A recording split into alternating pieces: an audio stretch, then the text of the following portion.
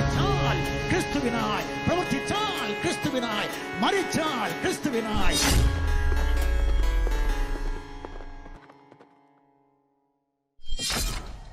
മരണത്തെ ജയിച്ചുയർത്തെഴുന്നേറ്റ് സ്വർഗാതിസ്വർഗത്തിൽ എന്നും ജീവിക്കുകയും അനധി വിദൂര ഭാവിയിൽ അള്ളാഹുവും മുഹമ്മദുമടക്കം സകലത്തിനെയും ന്യായം വിധിക്കാൻ വേണ്ടി വീണ്ടും വരുന്നവനുമായ യേശുക്രിസ്തുവിന്റെ നിസ്തുലമായ നാമത്തിൽ ഞങ്ങളെ കേൾക്കുന്ന എല്ലാവർക്കും ട്രൂത്ത് ഫൈറ്റേഴ്സിന്റെ സ്നേഹ വന്ദനങ്ങൾ. കഴിഞ്ഞ ചില ദിവസങ്ങളായി ട്രൂത്ത് ഫൈറ്റേഴ്സിന്റെ ചാനലിൽ ഷോർട്സ് വീഡിയോകൾ അപ്ലോഡ് ചെയ്യാൻ തുടങ്ങിയത് നിങ്ങൾ ശ്രദ്ധിച്ചിരിക്കുമല്ലോ. ഈ ഷോർട്സ് വീഡിയോകളായതിനാൽ അവയ്ക്ക് സ്വാഭാവികമായും നല്ല റീച്ച് കിട്ടും. അതുകൊണ്ട് തന്നെ ഇതുവരെ ട്രൂത്ത് ഫൈറ്റേഴ്സ് ചാനലൊന്നും കണ്ടിട്ടില്ലാത്ത, കേട്ടിട്ടില്ലാത്ത മുസ്ലിങ്ങൾ പലരും അത്തരം വീഡിയോകൾ കാണുന്നുണ്ട്. ആ വീഡിയോകൾ കണ്ട് സകല എണ്ണത്തിനും കുരുപൊട്ടിയിരിക്കുകയാണ്. സാമാന്യം നല്ല തെറികളാണ് കമന്റ് ബോക്സിൽ വരുന്നത്. മുൻപ് ഞങ്ങൾ ചെയ്ത വീഡിയോകളിൽ നിന്നാണ് 1 മിനിറ്റോ അതിൽ താഴെയോ വരുന്ന ഓരോ ഷോർട്ട് വീഡിയോയും ഉണ്ടാക്കുന്നത് എന്നതിനാൽ ആ 1 മിനിറ്റ് വീഡിയോ കണ്ടിട്ടാണ് ഇവന്മാർ തെറി വിളിക്കുന്നത്. ഫുൾ വീഡിയോ കണ്ടാൽ തെറി വിളിക്കാൻ നിൽക്കുന്നവർ തലയിൽ മുണ്ടിട്ട് കണ്ടം വഴി ഓടും. അത്രമാത്രം റെഫറൻസുകൾ വെച്ചിട്ടാണ് ഞങ്ങൾ ഓരോ വീഡിയോയും ചെയ്തിരിക്കുന്നത്. ഞങ്ങൾ പറയുന്ന ഓരോ കാര്യത്തിന്റെയും തെളിവ് ആ വീഡിയോകളിലുണ്ട്. എന്നാൽ ഷോർട്ട് വീഡിയോയിൽ നമുക്ക് റെഫറൻസ് ഒന്നും കൊടുക്കാൻ പറ്റില്ല. അത്രയും ദീർഘമായിട്ട് കിട്ടില്ല, 1 മിനിറ്റേ കിട്ടുള്ളൂ പരമാവധി. അപ്പൊ ചെറുതായിട്ട് പോകുന്നു. ആ ചെറിയ 1 മിനിറ്റ് ക്ലിപ്പ് കണ്ടിട്ട് ഇവരുടെ വിചാരം കള്ളം പറയുകയാണ്, ഇതിന്റെ തെളിവൊന്നും നമ്മൾ കൊടുത്തിട്ടില്ല, വെറുതെ അങ്ങ് അടിച്ചു വിടുകയാണെന്ന് ഇവരുടെ വിചാരം. അതുകൊണ്ടാണ് അവന്മാർ തെറി വിളിക്കാൻ ധൈര്യപ്പെടുന്നത്. അല്ലാതെ ഒറിജിനൽ വീഡിയോ, മുഴു വീഡിയോ, ചിലപ്പോൾ 1 മണിക്കൂറോ 1.5 മണിക്കൂറോ ഒക്കെ ഉള്ള മുഴു വീഡിയോ കണ്ടു കഴിഞ്ഞാൽ ഇവന്മാർ തലയിൽ മുണ്ടിട്ട് ഓടും. മനസ്സിലായ? അത്രേ ഉള്ളൂ അത് സംഗതി. ഏതായാലും അവന്മാരുടെ തെറിവിളിയൊക്കെ ഞാൻ അവഗണിച്ചു വിടുകയാണ്. കാരണം ഇവന്മാർക്ക് മനസ്സിലായിട്ടില്ല ഇവരുടെ തെറിവിളിയാണ് ഞങ്ങളുടെ ഊർജ്ജം എന്നുള്ള കാര്യം. പല വീഡിയോകളും ഞാൻ പിന്നെ ചെയ്യാം എന്ന് കരുതി മാറ്റി വയ്ക്കാറുണ്ട് പലതും. ഈ മാറ്റിവെക്കുന്ന വീഡിയോകൾ പെട്ടെന്ന് ചെയ്യുന്ന ഒരു കാരണം ഇവന്മാരുടെ തെറിവിളിയാണ്. ഈ തെറിവിളി കേൾക്കുമ്പോൾ ആയിരിക്കും എന്നാ ശരി ആ വീഡിയോ ചെയ്തിട്ട് തന്നെ, അല്ലെങ്കിൽ ആ ഭിന്നത്തേക്കൊക്കെ വേറെ തിരക്കുകളും മറ്റൊക്കെ അല്ല, അതൊക്കെ തിരക്കൊക്കെ കഴിഞ്ഞിട്ട് ചെയ്യാമെന്ന് വിചാരിച്ച് വെക്കാറുണ്ട്. അപ്പൊ ഇവന്മാർക്ക് ഇത് പിടിയിട്ടിട്ടില്ല, തെറിവിളിയാണ് നമ്മുടെ ഊർജ്ജം എന്നുള്ളത്. അതുപോലെ തന്നെ ഞാനെന്തോ പുതിയ ആളാണെന്നാണ് ഇവരുടെ വിചാരം. ഈ ഫീൽഡിലേക്ക് ഞാൻ പുതിയ ആളാണെന്നാണ് വിചാരം. അവരുടെ കമന്റൊക്കെ നോക്കിയാൽ അറിയാം. വളരെ ബോഡി ഷെയ്മിങ് ഉണ്ട്, കളറിന്റെ പേര്, നിറത്തിന്റെ പേര് പറഞ്ഞിട്ടുള്ള ഷെയ്മിങ്, ഇതെല്ലാം ഉണ്ട്. ഞാനിതെല്ലാം കണ്ട് ആസ്വദിക്കുകയാണ്.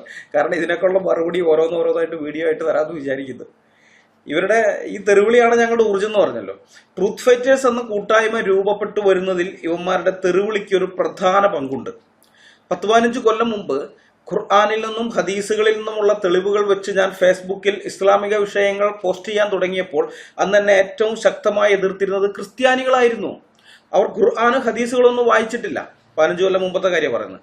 അതുകൊണ്ട് തന്നെ ഞാൻ എഴുതുന്നത് സത്യമല്ല എന്നായിരുന്നു അവരുടെ വിചാരം. കാരണം ഒരു മതത്തിന്റെ പ്രമാണ ഗ്രന്ഥങ്ങൾക്കകത്ത് ഇതുപോലെയുള്ള വൃത്തികേടുകൾ ഉണ്ടാകുമോ എന്നായിരുന്നു അവർ ചിന്തിച്ചത്. അവർക്കാകെ പരിചയമുള്ളത് ബൈബിളാണല്ലോ. അപ്പൊ അതുപോലെ തന്നെ മറ്റു ഗ്രന്ഥങ്ങളും. അപ്പൊ ഇങ്ങനെയുള്ള വൃത്തികേടുകൾ ഉണ്ടാവില്ല എന്ന് അവർ വിചാരിച്ചേ. അപ്പൊ ഞാൻ പറയുന്നത് ശരിയാണ്, ഞാൻ ടൈപ്പ് ചെയ്തിടുന്നത് ഇത് ശരിയാണ്, സത്യമാണെന്ന് തെളിയിക്കാൻ വേണ്ടി സ്ക്രീൻഷോട്ട് ഇടുന്ന ഓപ്ഷൻ ഒന്നും ഫേസ്ബുക്കിൽ അന്നില്ല. പിന്നീടാണ് ആ അപ്ഡേറ്റ് വരുന്നത്. ആ അപ്ഡേറ്റ് വന്നിട്ടും ഞാൻ പറയുന്ന കാര്യങ്ങൾ സത്യമാണെന്ന് തെളിയിക്കാൻ ആ പേജുകളുടെ സ്കാൻ ചെയ്ത കോപ്പി ഇടാനൊന്നും എനിക്ക് സാധിച്ചിരുന്നില്ല. കാരണം ഞാൻ അന്ന് ഉപയോഗിച്ചുകൊണ്ടിരുന്നത് 2G സിമ്മാണ്. 2G സിമ്മിലാണ് ഈ കളിയെല്ലാം. ഒരു പോസ്റ്റോ കമന്റോ ഇട്ടാൽ പോലും അത് പബ്ലിഷ് ആയി വരാൻ കുറെ സമയം എടുക്കും. വട്ടം കറങ്ങിക്കൊണ്ടിരിക്കും, അത് നോക്കിക്കൊണ്ടിരിക്കണം. അപ്പൊ ആ സ്ഥിതിയിൽ ഒരു സ്കാൻ ചെയ്ത ഇമേജ് അപ്ലോഡ് ചെയ്യാൻ പറ്റില്ല. അതുകൊണ്ട് തന്നെ ഞാൻ പറയുന്നത് സത്യമാണെന്ന് തെളിയിക്കാൻ റെഫറൻസ് നമ്പർ കൊടുക്കുക എന്നുള്ളതല്ലാതെ പേജ് സ്കാൻ ചെയ്തിടാനോ അല്ലെങ്കിൽ ആ സ്ക്രീൻഷോട്ട് ഇടാനോ ഒന്നും എനിക്ക് പറ്റിയിരുന്നില്ല. സ്വാഭാവികമായും ക്രിസ്ത്യാനികള് ഞാൻ പറയുന്നത് സത്യമാണെന്നൊന്നും ചിന്തിച്ചിരുന്നില്ല. എന്നാൽ ആ ക്രിസ്ത്യാനികൾ പിന്നീട് മാറി ചിന്തിക്കുക മാത്രമല്ല ഞങ്ങളുടെ ടീമിൽ വന്ന് ഒരുമിച്ച് ശക്തമായിട്ട് ഇസ്ലാമിനെ എതിർക്കാൻ നിൽക്കുന്നതിന്റെ പ്രധാനപ്പെട്ട ആൾക്കാരൊക്കെ ആയിട്ട് മാറുകയും ചെയ്തതിന്റെ ഒരു പ്രധാനപ്പെട്ട സംഗതി എന്റെ ആ ഫേസ്ബുക്ക് പോസ്റ്റിന്റെ കീഴിൽ വന്നുള്ള യുവന്മാരുടെ തെറിവിളികളായിരുന്നു. ഞാൻ ചീത്തയോ തെറിയോ ഒന്നും വിളിക്കാതെ മാന്യമായ ഭാഷയിലാണ് കാര്യങ്ങൾ എഴുതിയിട്ടുകൊണ്ടിരുന്നത്. ആകെ അതിനകത്തുള്ള മോശം ഭാഷ എന്നുള്ളത് ഈ ഖുറാനിൽ നിന്ന്, ഹദീസുകളിൽ നിന്നും മറ്റ് ഇസ്ലാമിക ഗ്രന്ഥങ്ങളിൽ നിന്നുള്ള ഉദ്ധരണികളാണ്. ആ ഉദ്ധരണികൾ നമുക്ക് നമ്മുടെ ഇഷ്ടത്തിന് മാറ്റാൻ പറ്റില്ല, അങ്ങനെ തന്നെ കൊടുക്കേണ്ടി വരും. അപ്പൊ അത് വായിക്കുമ്പോൾ പലർക്കും തോന്നും എന്തൊരു തെറിയാ ഇവൻ എഴുതി വിടുന്നതെന്നൊക്കെ തോന്നും. അതിപ്പോ എനിക്കൊന്നും ചെയ്യാൻ പറ്റുന്നില്ല. അങ്ങനെ ഉണ്ടായിരുന്നത്. അതല്ലാതെ ഞാനായിട്ട് ആരെയും ചീത്തയോ തെറിയോ ഒന്നും വിളിച്ചിരുന്നില്ല. ആ പോസ്റ്റുകളുടെ കീഴിൽ വന്ന് ഉത്തരവില്ലാത്ത മുസ്ലിങ്ങൾ എന്നെ തെറി വിളിക്കുന്നത് കണ്ടപ്പോഴാണ് ക്രിസ്ത്യാനികൾക്ക് മനസ്സിലായത് ഞാൻ എഴുതിയിട്ട കാര്യങ്ങൾ സത്യം തന്നെയാണെന്ന്. അന്ന് ഞാൻ മുസ്ലിങ്ങളെ വെല്ലുവിളിക്കുമായിരുന്നു. ഞാൻ കളവാണ് പറയുന്നതെങ്കിൽ സത്യമായത് നിങ്ങൾ പോസ്റ്റ് ചെയ്ത് കാണിക്കൂന്ന്. നിങ്ങൾ പോസ്റ്റ് ചെയ്യേ. അത് അവർക്ക് ഒരിക്കലും ചെയ്യാൻ കഴിഞ്ഞിരുന്നില്ല. കാരണം ഞാൻ പറഞ്ഞത് സത്യം തന്നെയാണ്. അവർ ആ പുസ്തകം പോയി പരിശോധിച്ച് നോക്കിയിട്ട് അത് അങ്ങനെ തന്നെ ഇവിടെ പോസ്റ്റ് ചെയ്യാന്ന് വെച്ചാൽ ഞാൻ പറഞ്ഞ കാര്യം തന്നെ അതിനകത്തുള്ളത്, വേറെ ഇല്ല. അപ്പൊ ചുമ്മാ ഞാൻ ഓണ പറയാണെന്നും പറഞ്ഞ് തെറിവിളിയോട് തെറിവിളിയായിരുന്നു. ഇപ്പൊ ഈ ഷോർട്സ് വീഡിയോയുടെ കീഴിൽ വരുന്ന പോലെ തന്നെ, അതിന്റെ കമന്റ് ബോക്സിൽ വരുന്നത് പോലെ തന്നെ അന്ന് ഫേസ്ബുക്ക് പോസ്റ്റിലുണ്ടായിരുന്നു തെറിവിളിയോടെ തെറിവിളി. അതോടെ എല്ലാവർക്കും മനസ്സിലായി. പല നിരീശ്വരവാദികളും എന്നെ എതിർത്തിരുന്നു. അല്ല, ഇങ്ങനെയൊന്നും അവരുടെ മതസ്ഥാപകനെ ഇങ്ങനെയൊന്നും പറയില്ല, അവരുടെ പ്രവാചകനല്ലേ, ഇങ്ങനെയൊന്നും പറയില്ലേ എന്നൊക്കെ പറഞ്ഞിട്ട്. അപ്പൊ ഞാൻ പുസ്തകത്തിലുള്ളതാണ് ഞാൻ പറഞ്ഞത്, അവർ പോലും വിശ്വസിച്ചിരുന്നില്ല. അതുകൊണ്ടാണ് പറഞ്ഞത്. പക്ഷെ ഇവന്മാരെ തെറിവിളി തുടങ്ങി കഴിഞ്ഞപ്പോൾ എല്ലാവർക്കും മനസ്സിലായി ഞാൻ എഴുതിയിടുന്നതൊക്കെ സത്യം തന്നെയാണെന്ന്. കാരണം അവർക്ക് മറുപടി ഇല്ലാത്തതുകൊണ്ടാണ് തെറിവിളിക്കുന്നത്. തെറിവിളിച്ച് എന്നെ നിശബ്ദനാക്കാമെന്നാണ് അവർ വിചാരിച്ചത്. അപ്പൊ ഇത് മനസ്സിലാക്കി കഴിഞ്ഞപ്പോൾ ഈ ആളുകളെല്ലാം, പ്രത്യേകിച്ച് ക്രിസ്ത്യാനികളായിരിക്കുന്നവരൊക്കെ പതുക്കെ പതുക്കെ എന്നോടൊപ്പം കൂടാൻ തുടങ്ങി. അങ്ങനെ ഞങ്ങളൊരു ടീമായിട്ട് രൂപപ്പെട്ടു വന്നു. അതുകൊണ്ട് ഇപ്പോഴും അവരെന്നെ തെറി വിളിക്കുന്നതിൽ എനിക്ക് സന്തോഷമേ ഉള്ളൂ. കാരണം മതസൗഹാർദ്ദത്തിന്റെ മായി നടക്കുന്ന കുറേയേറെ നാമധേയ ക്രിസ്ത്യാനികൾ ഇന്ന് കേരളത്തിലുണ്ട്. ഒരുപക്ഷെ ഇവന്മാർ എന്നെ വിളിക്കുന്ന തെറി കേട്ടിട്ട് അവർ മാറി ചിന്തിക്കുകയാണെങ്കിലോ, അതിനുവേണ്ടി കുറെ തെറി കേട്ടാലും കുഴപ്പമില്ല എന്നുള്ളത് കൊണ്ടാണ് ഞാൻ ഇവന്മാരുടെ തെറിവിളികൾ അവഗണിച്ചു വിടുന്നത്. എന്നാൽ ഞാൻ ഇസ്ലാം എന്താണെന്ന് പഠിച്ചിട്ടില്ല, എനിക്ക് ഇസ്ലാം എന്താണെന്ന് അറിയില്ല, ഖുർആൻ എന്താണെന്ന് അറിയില്ല, ഹദീസ് എന്താണെന്ന് അറിയില്ല. ഇസ്ലാം എന്താണെന്ന് ഞാൻ ശരിക്കും മനസ്സിലാക്കിയിരുന്നെങ്കിൽ പണ്ടേ ഞാൻ ഇസ്ലാം സ്വീകരിക്കുമായിരുന്നു എന്നൊക്കെയുള്ള അവന്മാരുടെ കമന്റുകളുണ്ട്. അതങ്ങനെ അങ്ങ് അവഗണിക്കാൻ സാധിക്കുന്നതല്ല. അത്തരം കമന്റുകൾക്ക് വീഡിയോയിലൂടെ തന്നെ മറുപടി പറയാമെന്ന് വിചാരിക്കുന്നു. ഈ കമന്റ് ഇതിന് മാത്രമല്ല, ഇനിയും അവന്മാരിടുന്ന പല കമന്റുകൾക്കും ഞാൻ അവിടെ മറുപടി പറയുന്നതിനേക്കാൾ ഉപരി വീഡിയോ ആയിട്ട് തന്നെ ചെയ്യാനാണ് ഉദ്ദേശിക്കുന്നത്. മദ്രസയില് ഉസ്താദ് പറയുന്നത് മാത്രമാണ് സത്യമെന്ന് വിശ്വസിച്ച് കാലം കഴിക്കുന്നവരാണ് ഈ മദ്രസ പൊട്ടന്മാരെല്ലാവരും തന്നെ.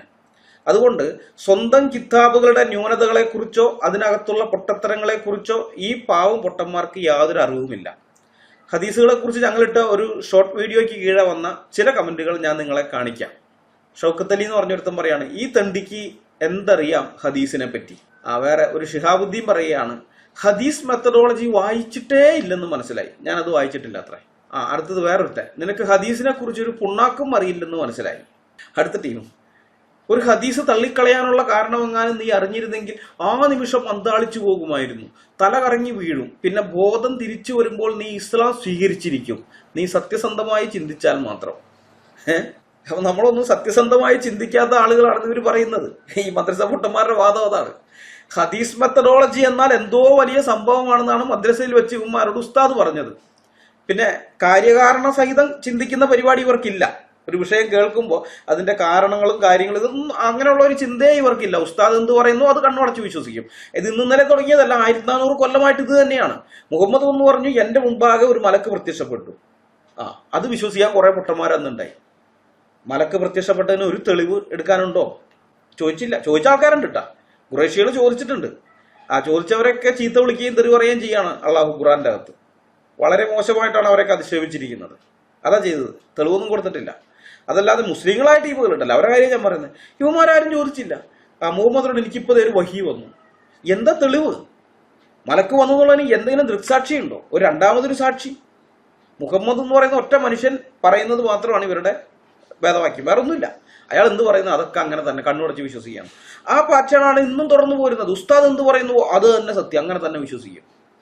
അപ്പോ ഈ ഹദീസ് മെത്തഡോളജിയെ കുറിച്ച് ഉസ്താദ് മദ്രസയിൽ വെച്ച് വലിയ കാര്യങ്ങളൊക്കെ പറഞ്ഞു കൊടുത്തത് ഉമാർ അതൊക്കെ സത്യമാണെന്ന് വിചാരിച്ചിരിക്കുകയാണ്. അതുകൊണ്ടാണ് ഇവിടെ വന്നിട്ട് ഇങ്ങനെ തള്ളുന്നത്.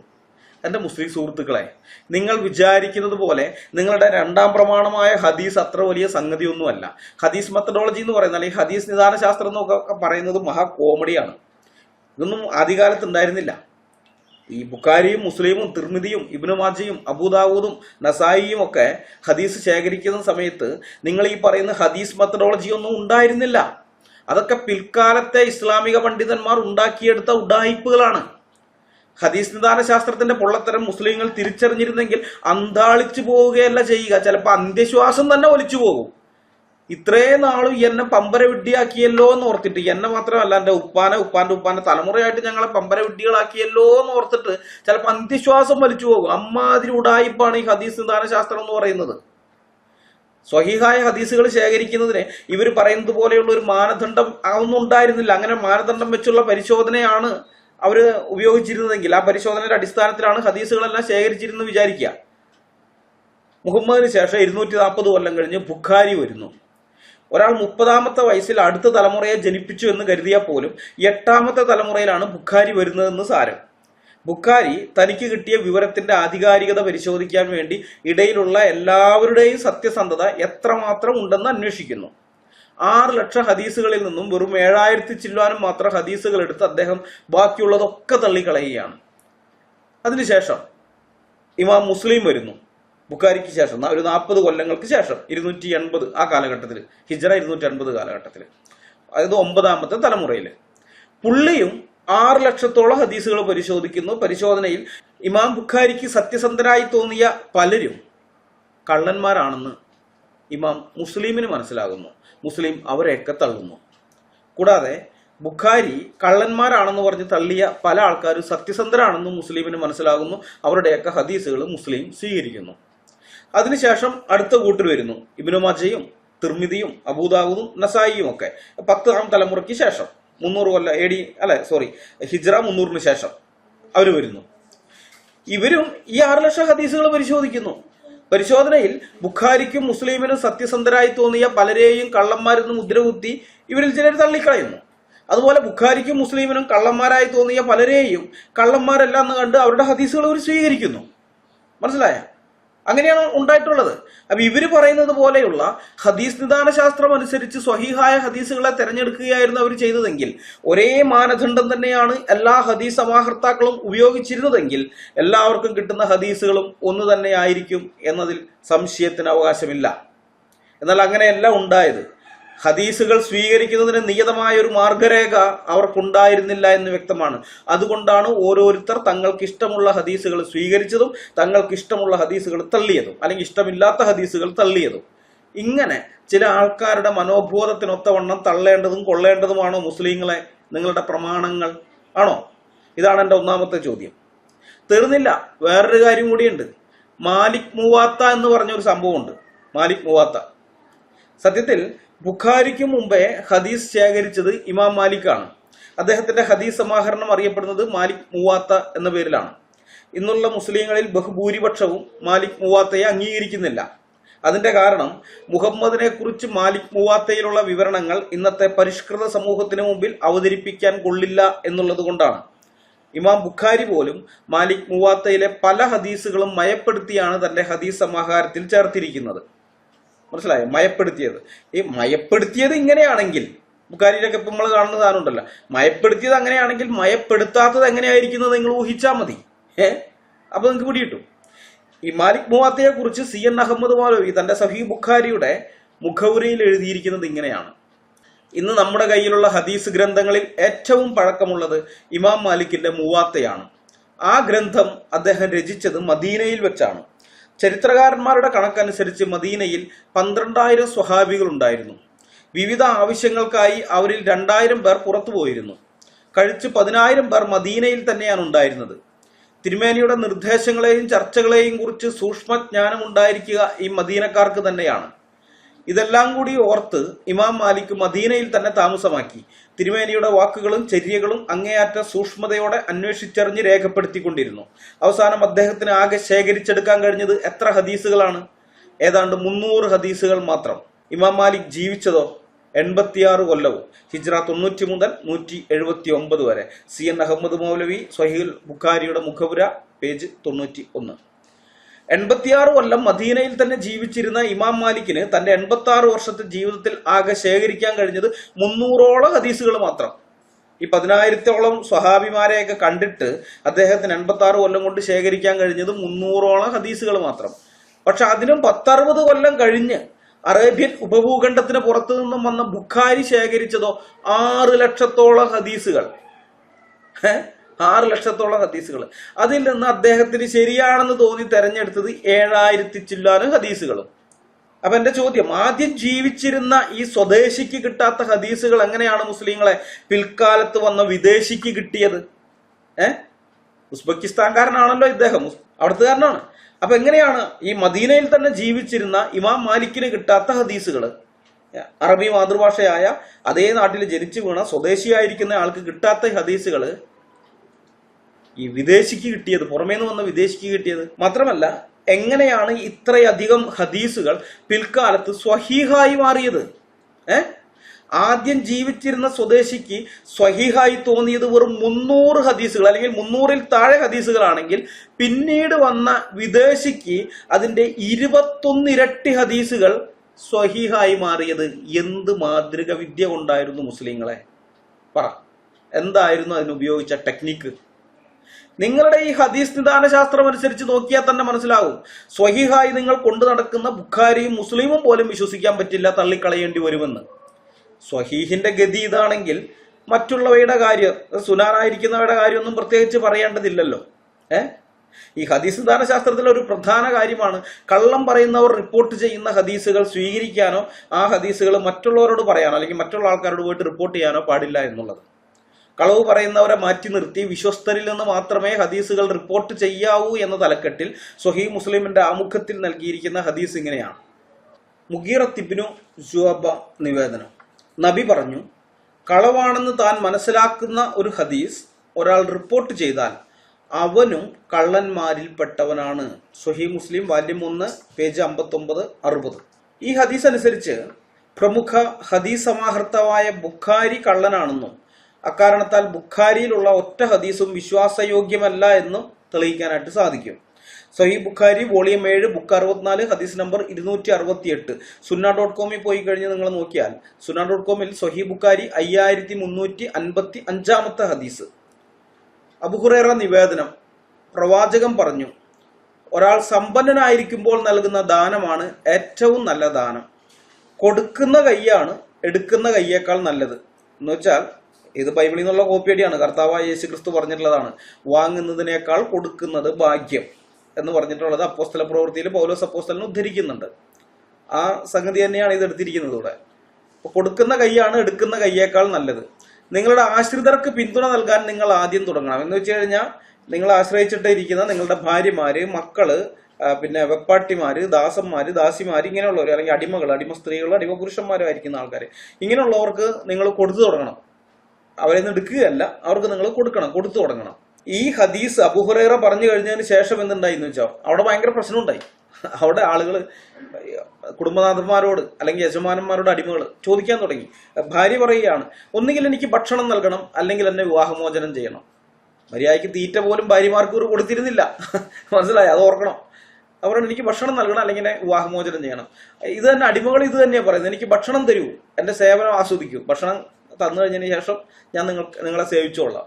അതുപോലെ മകനും പറയുകയാണ് ബാപ്പായോട്, മകൻ പറയാണ്, എനിക്ക് ഭക്ഷണം തരൂ, നിങ്ങൾ എന്നെ ആർക്ക് വിട്ടുകൊടുക്കുന്നു? എന്ന് വെച്ച് കഴിഞ്ഞാൽ ഭക്ഷണം ഇല്ലാത്തതുകൊണ്ട് വിൽക്കുകയാണ്, മക്കളെയൊക്കെ അടുത്ത ആൾക്കാർക്ക് കൊടുക്കുന്ന പരിപാടി, അതൊക്കെ നിർത്താനൊക്കെ പറയുന്നത്. അപ്പൊ ഇതാകെ പ്രശ്നമായി കഴിഞ്ഞപ്പോൾ ആൾക്കാർ വന്നിട്ട് അബൂ ഹുറൈറയോട് ചോദിക്കുകയാണ്, അബൂ ഹുറൈറ, അള്ളാഹുവിന്റെ ദൂതനിൽ നിന്ന് നിങ്ങൾ ഇത് കേട്ടിട്ടുണ്ടോ? ഈ ഹദീസ് മുഹമ്മദ് പറഞ്ഞത് തന്നെയാണോ? അള്ളാഹുവിന്റെ ദൂതൻ ഈ ഹദീസ് പറയുന്നത് നിങ്ങൾ കേട്ടിട്ടുണ്ടോ? അവൻ പറഞ്ഞു, അബൂ ഹുറൈറ പറയുകയാണ്, ഇല്ല, ഇത് എന്റെ തന്നെ സ്വയത്തിൽ നിന്നാണ്.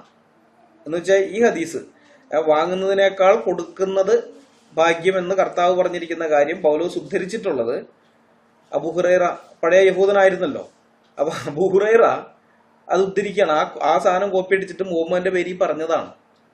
പിടിയിട്ടിയ അബൂ ഹുറൈറ കള്ളനായിരുന്നു, അതുകൊണ്ടാ കള്ളത്തരം പറഞ്ഞത്.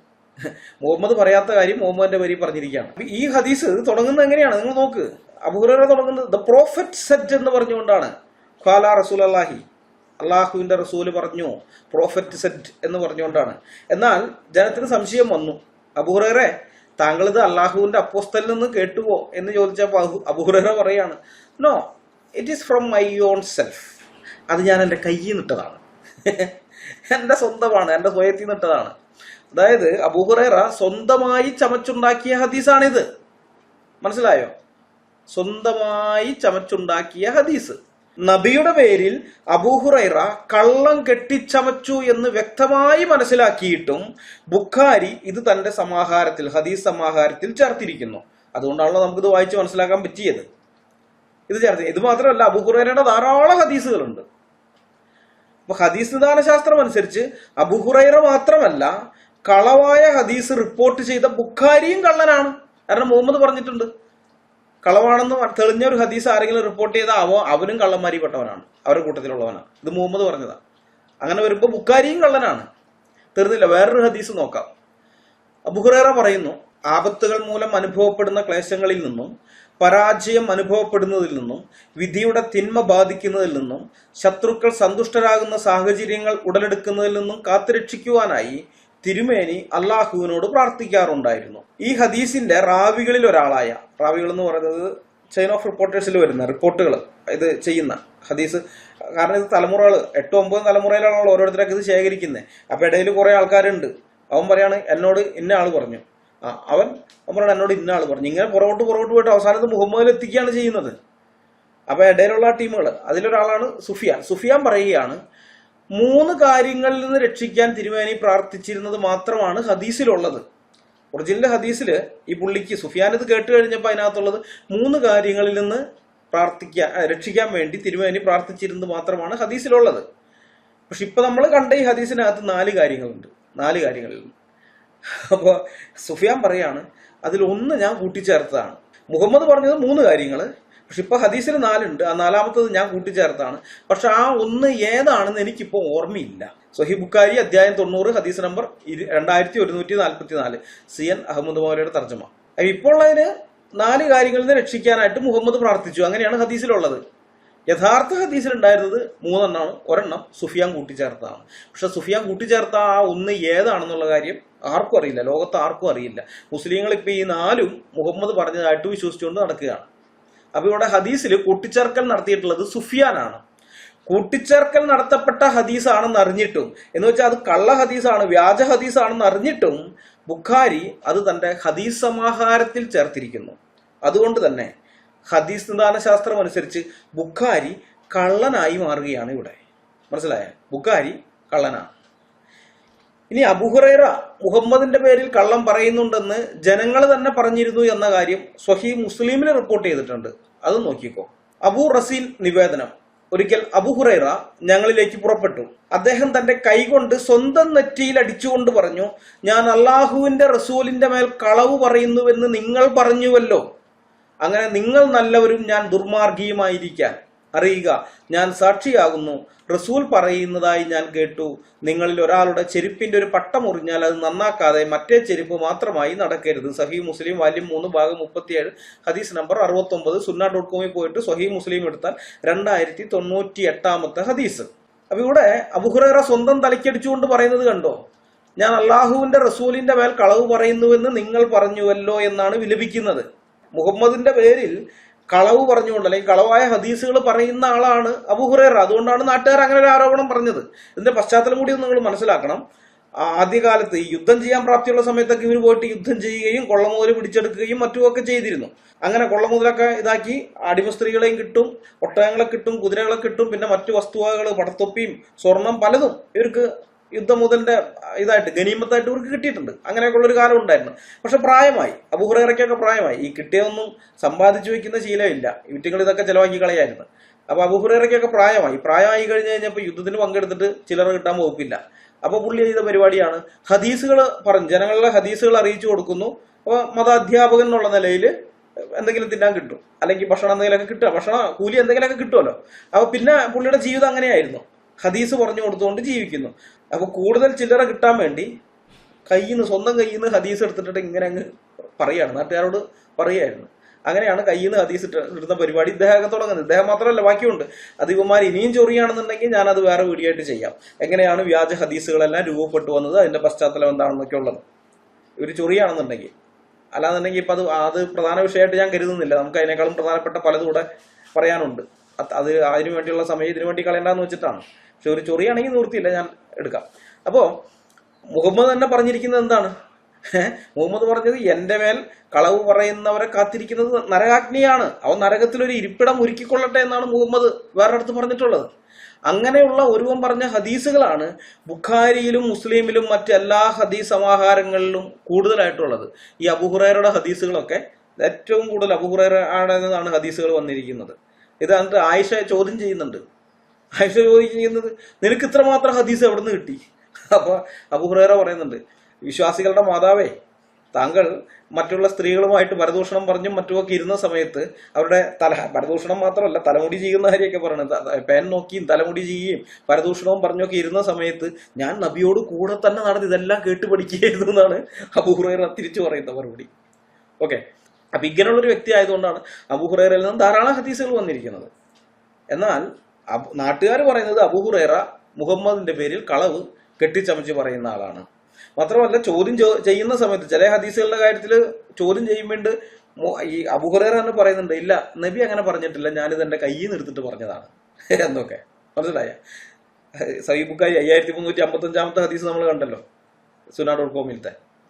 കയ്യിൽ നിന്ന് എടുത്തിട്ട് പറയാണ്. അപ്പോൾ അബൂ ഹുറൈറ മുഹമ്മദിന്റെ പേരിൽ കളവ് കെട്ടിച്ചമച്ച് പറയുന്ന ആളായിരുന്നു എന്നറിഞ്ഞിട്ടും ആ കളവ് ബുഖാരി അങ്ങനെ തന്നെ റിപ്പോർട്ട് ചെയ്തിരിക്കുന്നു. സുഫിയാൻ ഹദീസിൽ കൂട്ടിച്ചേർക്കൽ നടത്തിയെന്ന് മനസ്സിലാക്കിയിട്ടും ബുഖാരി അത് തന്റെ ഹദീസ് സമാഹാരത്തിൽ ചേർത്തിരിക്കുന്നു. അബൂ ഹുറൈറ മുഹമ്മദിന്റെ പേരിൽ കള്ളം കെട്ടിച്ചമച്ച് പറയുന്നവനാണെന്ന് ജനങ്ങൾ പറഞ്ഞിട്ടും മുസ്ലിം അത് രേഖപ്പെടുത്തിയിരിക്കുന്നു. അപ്പൊ എന്താണ് ഇത് നമുക്ക് മനസ്സിലാക്കാൻ പറ്റുന്നത്? കളവാണെന്ന് താൻ മനസ്സിലാക്കുന്ന ഒരു ഹദീസ് ഒരാൾ റിപ്പോർട്ട് ചെയ്താൽ അവനും കള്ളന്മാരിൽ പെട്ടവനാണ് എന്ന ഹദീസ് അനുസരിച്ച്, അല്ലെങ്കിൽ നബി വചനം അനുസരിച്ച്, മുഹമ്മദിന്റെ വചനം അനുസരിച്ച് ഇവിടെ ബുഖാരിയും മുസ്ലിമും കള്ളന്മാരാണ്. അബൂ ഹുറൈറ മാത്രമല്ല, സുഫിയാൻ മാത്രമല്ല, ഇവരും കള്ളന്മാരാണ്. ഇബ്നു അബ്ബാസും അതുകൊണ്ട് ഇബ്നു അബ്ബാസ് കള്ളനാണെന്ന് നിർവഹിക്കുന്ന വേറെ ഹദീസ് ഉണ്ട്. ഇഷ്ടംപോലെ ഉണ്ട്. ഇവന്മാരുടെ എല്ലാ പണ്ഡിതന്മാര് കള്ളന്മാരാണ്. ഉമറിന്റെ കള്ളത്തരം അത് വേറെയുണ്ട്. ഇതൊക്കെയുണ്ട്, ഇഷ്ടം പോലെ ഉണ്ട്. ഇതൊന്നും വായിച്ചു പഠിക്കാതെ അല്ല ഞങ്ങളിവിടെ വന്നിരിക്കുന്നത് കേട്ടാ. അപ്പൊ ഈ ഒരു പ്രമാണം അനുസരിച്ച് മുഹമ്മദ് പറഞ്ഞിരിക്കുന്ന കാര്യമുണ്ടല്ലോ, കളവാണെന്ന് ഒരുവന് മനസ്സിലായാൽ, അങ്ങനെ മനസ്സിലായ ഹദീസ് ഒരാൾ റിപ്പോർട്ട് ചെയ്താൽ അവനും കള്ളന്മാരിൽ പെട്ടവനാണ് എന്നുള്ള ആ ഹദീസ് അനുസരിച്ച് ബുഖാരിയും മുസ്ലിമും കള്ളന്മാരാണ്. അവരുടെ ഒറ്റ ഹദീസ് പോലും, ബുഖാരിയുടെയും മുസ്ലിമിന്റെയും ഒറ്റ ഹദീസ് പോലും സ്വീകരിക്കാൻ പാടില്ല. അപ്പൊ സ്വഹീഹ് എന്നും പറഞ്ഞവർ കൊണ്ട് നടക്കുന്ന സ്വഹീഹ് ബുഖാരിയുടെ സ്വഹീഹ് മുസ്ലിമിന്റെ അവസ്ഥയാണ്. അപ്പൊ പിന്നെ പുറകെ വരുന്ന സിഹാഹുസത്തിൽ ഉൾപ്പെട്ട ബാക്കിയുള്ള 4 ഗതി എന്താണ്? മാലിക് മുവാത്ത എങ്ങനെയായിരിക്കും? ബാക്കിയുള്ള ഊഹിക്കാവുന്നതേ ഉള്ളൂ. ഏറ്റവും ചുരുക്കി പറയുകയാണെങ്കിൽ ഇസ്ലാമിന്റെ 2ാം പ്രമാണം എന്ന് പറഞ്ഞൊരു കൊണ്ട് നടക്കുന്ന സാധനം ഉണ്ടല്ലോ, ഹദീസുകൾ, അതിന്റെ വില ഇത്രയേ ഉള്ളൂ. നിങ്ങളുടെ 2ാം പ്രമാണം ഇത്രയേ ഉള്ളൂ. മനസ്സിലായോ മുസ്ലിം സുഹൃത്തുക്കളെ? ഹദീസ് ദാനശാസ്ത്രത്തിന്റെ പൊള്ളത്തരം മനസ്സിലാക്കിയിട്ട് തന്നെയാണ് ഞങ്ങൾ സംസാരിക്കുന്നത്. അത് വെറും ചവറാണെന്ന് ഞങ്ങൾ പറയുന്നത് വെറുതെ അല്ല, വായിച്ചു നോക്കിയിട്ട് തന്നെയാണ്. നിങ്ങൾക്ക് സംശയം വല്ലതുണ്ടെങ്കിൽ MM അക്ബറിനോട് ചോദിച്ചാൽ മതി, പുള്ളിക്കാരൻ പറഞ്ഞു തരും ഞങ്ങളുടെ ഹദീസ് വിജ്ഞാനത്തെ കുറിച്ച്. MM അക്ബറെ പറഞ്ഞു തരും. അതുകൊണ്ട് കമന്റ് ബോക്സിൽ തെറി വിളിച്ച് ഞങ്ങളെ നിശബ്ദരാക്കാമെന്നാണ് നിങ്ങൾ വ്യാമോഹിക്കുന്നതെങ്കിൽ അത് നടക്കില്ല എന്ന് ഇനിയെങ്കിലും നിങ്ങൾ മനസ്സിലാക്കി വെച്ചോ. നിങ്ങളുടെ കിതാബുകളിലുള്ള കാര്യങ്ങൾ പുറത്തു പറയുമ്പോൾ നിങ്ങൾക്ക് നാണക്കേട് തോന്നുന്നുണ്ടെങ്കിൽ ഞങ്ങളെ തെറി വിളിച്ചിട്ട് കാര്യമില്ല. പകരം ആ കിതാബുകൾ എടുത്ത് വലിച്ചെറിയണം. പൊതുസമൂഹത്തിന് മുമ്പിൽ നാണക്കേടുണ്ടാക്കുന്ന ഈ കിതാബുകളെയാണല്ലോ ഞാൻ ഇത്രയും നാൾ ഫോളോ ചെയ്തിരുന്നത്, ഇനി ഇത് ഫോളോ ചെയ്യാൻ എന്നെ കിട്ടില്ല എന്ന് സ്വയം പറഞ്ഞുകൊണ്ട് അത് വലിച്ചെറിഞ്ഞ് അതിൽ നിന്ന് സ്വാതന്ത്ര്യം പ്രാപിക്കാൻ നോക്ക്. അത് ചെയ്യും. അല്ലാതെ എന്നെ തെറി വിളിക്കാൻ നിന്നാൽ നിങ്ങൾ ഇനിയും നാണം കെടുകയേ ഉള്ളൂ. നിങ്ങളെക്കാൾ വലിയ പുള്ളികൾ ഇതിനു മുമ്പ് കുറെ ശ്രമിച്ചതാ ഞങ്ങളെ മിണ്ടാതാക്കാൻ. പക്ഷെ നടന്നില്ല എന്ന് മാത്രമല്ല, ഞങ്ങളെ മിണ്ടാതാക്കാൻ നോക്കിയവന്മാരുടെ ഇപ്പോഴത്തെ അവസ്ഥ എന്താണെന്ന് അറിയാമോ? അവരിപ്പോ സോഷ്യൽ മീഡിയയിൽ ഒരക്ഷരം പോലും മിണ്ടുന്നില്ല. അതാണ് അവരുടെ അവസ്ഥ. മനസ്സിലാക്കാം. ഞങ്ങളെ നിശബ്ദരാക്കാൻ വന്നവര് ഇപ്പൊ നിശബ്ദരായി പോയിരിക്കുകയാണ്.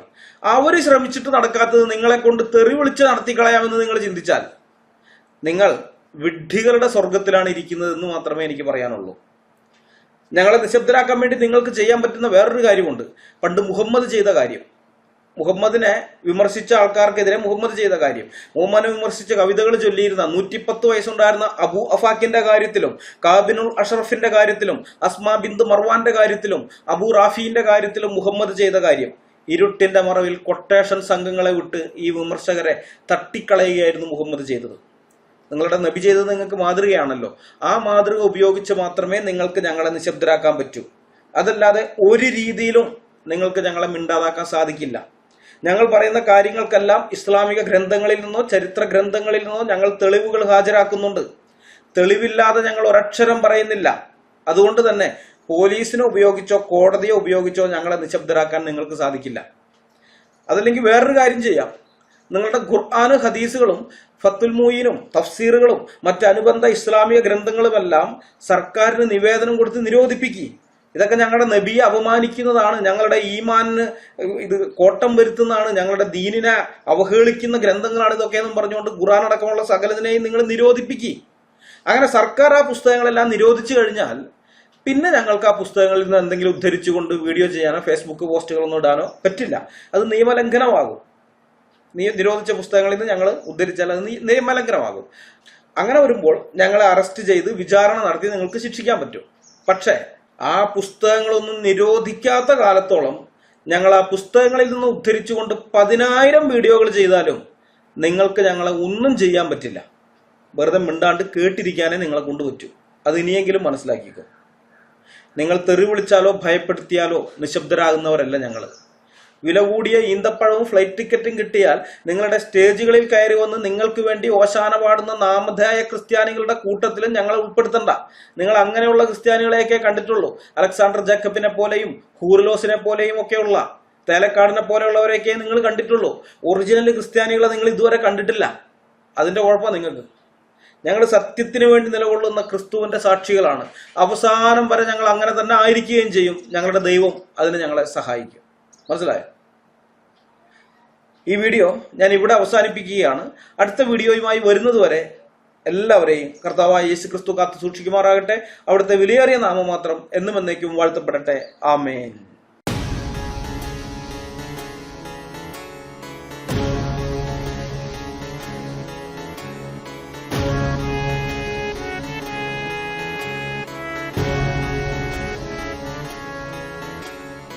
ജീവിച്ചാൽ ക്രിസ്തുവിനായി, പ്രവർത്തിച്ചാൽ ക്രിസ്തുവിനായി, മരിച്ചാൽ ക്രിസ്തുവിനായി.